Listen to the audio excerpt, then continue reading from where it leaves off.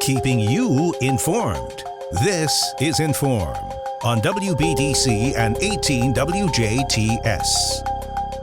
Welcome to In.form here on 101 Country, WBDC, and 18 WJTS. I'm Kaitlyn Neukam, and today we're talking about the Invasive Species Awareness Coalition of Dubois County with none other than Miss Carla, a volunteer with the organization. Carla, how are you doing today? I'm doing pretty good. Thank you. Fantastic. And you guys, the Invasive Species Awareness Coalition here in Dubois County, you do a lot of different work throughout the year. And, you know, now is the busy season for you guys. You're hosting one of your very big community events and whatnot. But before we get into this exciting event happening, I believe, next week, will you tell us a little bit about the Invasive Species Awareness Coalition, what you guys do, what the mission is, and all of that fun stuff? Yeah, sure. I am a volunteer with the organization. I've been around since our founding several years ago. I don't know exactly how many years ago that was, but we basically, you know, our main mission is to make sure that people understand the invasive plants and how they can be not as great for our, you know, basically the communities and how they spread into the natural areas and also into, you know, it can be into our farmland, into our forests, and they keep the natural plants from taking over as they should, which in turn is not as good for the plants and the animals, and so it just kind of creates a big circle. So we basically try to work on that, and we do a lot of education events. We do landowner training events, as well as you know, just basically we have meetings where you can learn a little bit more about what invasives are, or you can share what you've been doing on your own property. So it's just a kind of a more informal group of landowners and agency folks that try to make sure that that everybody knows what an invasive is and how to get rid of it. Right. Do you have to make, like, again, thinking myself, I'm just now learning how to identify flowers, you know, regular flowers. If you don't know necessarily all the different types of plants or weeds or anything, or maybe you aren't a plant enthusiast per se, but you're a little bit interested and want to learn more, do you have to have that knowledge beforehand, or is coming to the group and saying, hey, I want to get involved just good enough? Yeah, no, that is absolutely just good enough. And really that's how a lot of people are attracted, because they would like to learn a little bit more. And it is just an amazing way to do that. So we really want to talk about our event on April 10th, but I want to mention that we have a plant ID walk coming up May 13th, and that's going to be at the 4-H Fairgrounds. So that would be a wonderful opportunity. We're just going to do a very short business meeting after the walk. So if anybody is interested in just coming to learn a little bit more about, we'll be going over native plants, but also some of the invasives that might be there. It's a perfect opportunity, and that would be May 13th that we're going to be doing that. Fantastic. And I guess I'm asking for both events as well as everything that you guys host to, again, inform the public and get them involved in maintaining the nature around here. Is there a certain age requirement for the people who are interested? Oh, yeah, no. Anybody's welcome. Yeah, no, anybody's welcome. So, yep. That's perfect. Because, again, there might be some kids out there that are like, I want to get out in nature more and see what this is and maybe learn. So definitely it would be a good family event to kind of just dip your toes in and see what's right for you and see what your kiddos like.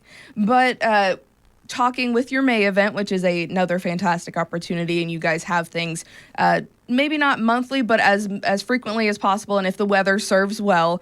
But you guys have an upcoming presentation and meeting happening next week on April 10th. Is that right? Yeah. Actually, it's our annual spring speaker that we've had come in. I believe this is our 5th year. Wow. And we try to pull somebody in that is not from our area, but that is a well-known person among, you know, in Indiana conservation, basically was what we try to do. And so this is coming up next Thursday, April 10th.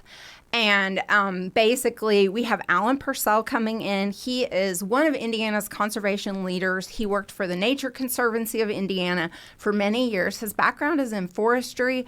He's just a super excellent speaker. He now works with a foundation called Sam Shine Foundation that funds a lot of sort of land acquisitions and possibly academic books. And I mean, they do a lot of funding for, but he has worked with a program called Forestry for the Birds.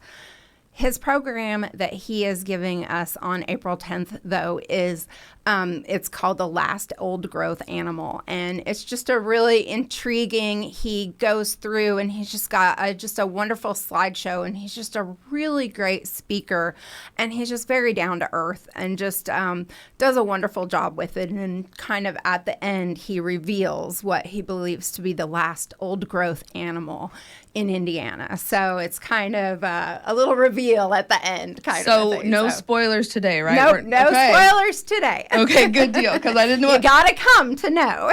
That's right. That is a perfect reason to show up for this event. And this presentation is actually preceded by a bird walk. Is that right? Right. Yeah. So on some of our events in the past, we've done like an afternoon plant hike or something like that. And so this year we decided that it'd be kind of fun to just meet a little bit before. So at 5:15, anybody that wants to show up can come to a bird walk. We've got Jeremy Ross, who is, he actually lives in Pike County. He's been birding for about 15 years. He also works as a naturalist at Goose Pond Fish and Wildlife area, and he's a teacher at Pike Central.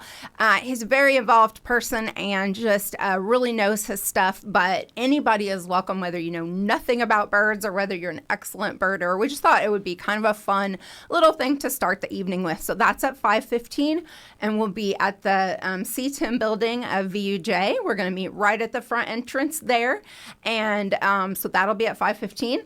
That'll go on till about 6:20, and we'll be coming back to that building. We'll have refreshments, light refreshments, and a meet and greet with our speaker for the evening. And then the presentation, the last old growth animal in Indiana, starts at 7. So we're really looking forward to it, and really should attract just a wide variety of folks. You don't need to know anything about the outdoors or invasives, or we just enjoy doing this speaker and attract quite a few people to come to that every year. So right. And with this event, again, Thursday, April 10th, you can partake in the bird walk at 5:15 until around 6:20, and then there's refreshments, meet and greet, and then the presentation starts at 7 o'clock. Do you have to do one or the other, or is it just whichever one serves you? No, whichever one serves you. If you want to come out for the bird walk and you're not able to stay for the rest, that is absolutely fine, or you can just come to the evening presentation. It's all good, and this is all free, open to the public. This is just a public service that we do for the community as sort of part of our mission to sort of get the word out about Indiana conservation. Perfect. Yeah. And again, conservation, whether you're thinking of the most ideal person or not, it's whoever is willing to put forth that effort and to learn more about conservation and see what they can do. So really, you're inviting anyone who's interested to just, dip their toes in, maybe learn something about what might be birds, or, that big reveal of what might be the old growth animal of Indiana. So with that as well, ISAC does a lot of different things throughout the rest of the year, right? Like what kind of other events can people expect from you guys as we go through the year? Maybe not anything set in stone, but what have you kind of, prided yourself on having for the community in the past? Sure, yeah. So again, ISAC is basically, we are built from volunteers that are landowners that are interested, and then there are some agency folks that are involved as well. So since we do have, and we have some foresters, some consulting foresters that are involved, so we are able to do several trainings. There is a landowner training coming up that we are involved in at the end of the month that is on prescribed burn, and that's up at the Southern Indiana Purdue Ag Center. So Ron Rathfon is one of our members, and he and several others are holding that. We're involved with that. We do meetings every other month, and a lot of times we'll have a small educational thing or a plant ID walk, something like that with our meetings. We do a garlic mustard pull. Some folks are familiar with that. We do that in cooperation with Verdon State Forest every April. So we don't have that date quite set yet because we like to see when the the garlic mustard is coming up, which is an invasive that we see a lot of in the spring. We've also, through our invasive species specialist, which we do have a new invasive species specialist that's just started in Dubois County in January. And so with that, we can possibly start doing some landowner visits and things like that. So we're just looking forward to what this year is going to bring. Some of this we already have planned and some we don't. So, but we do have a website, isacdc.org, and our Facebook page is pretty active as well. So definitely make sure that you're following on social media or check out their website if you heard anything today that you'd like to take part in, or, if you want to just hang around and see what other upcoming events, because for the majority of these events, they're all free events, or you just volunteer your time. So again, great way to just be a part of a community that may or may not be, it's kind of a smaller community, but when you guys show out, you show out in numbers. So maybe it won't be as intimidating as other volunteer opportunities. So really, are you looking for anyone in particular, or just anybody in Dubois County, or maybe the surrounding counties that just wants to partake? Sure, yeah. So basically, we are set up for Dubois County. Of course, we don't mind folks from other counties if they would want to come and join in. That is no problem whatsoever, especially for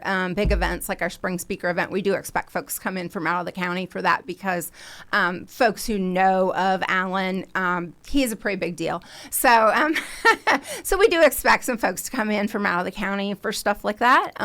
But yeah, anybody is welcome. We do have a focus on Dubois County. Other counties do have what we sometimes call SISMAs, but it's invasives groups throughout other counties. So if you contact the Soil and Water Conservation District office or contact us through Facebook, we can connect you if there is a group in your county as well. But you're more than welcome to join up with us as well. So. Perfect. Yeah. The Invasive Species Awareness Coalition of Dubois County. Carla, before we let you go, will you give us a recap one more time about what's happening on Thursday, April 10th? Yeah, sure. So 5:15, we've got a bird walk. All of this is at the CTIM building at VUJ. So basically, that's kind of the newer technology building.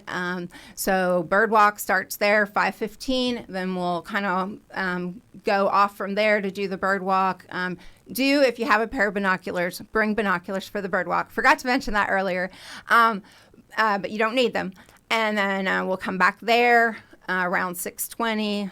Head on into the facility for some light refreshments, a meet and greet with the speaker, Alan Pursell. And then at 7 p.m., the talk starts, and that is in the theater room there. It's a very comfy, spacious room with really good acoustics, so it makes for a great place for a talk like this. So yes, and all ages are welcome, and this is a free event, right? That's right. Good deal. Well, Carla, it is always a pleasure to get to talk to you again. It's been a while since we've had a one-on-one, but it's been a pleasure to have you in today and to hear more about what ISAC's doing and all the, again, opportunities that you guys bring to the table for the local community. We hope your event next week is a smash hit. All right. Thank you so much. Thank you so much, and thank you so much at home, wherever you're at, whether you're listening or watching this In.form program here on 101 Country WBDC and 18 WJTS, and we have been talking with the Invasive Species Awareness Coalition of Dubois County. This has been In.form on WBDC and 18 WJTS. Catch past episodes on our social media pages and our websites. If it matters to you, it matters to us. In.form.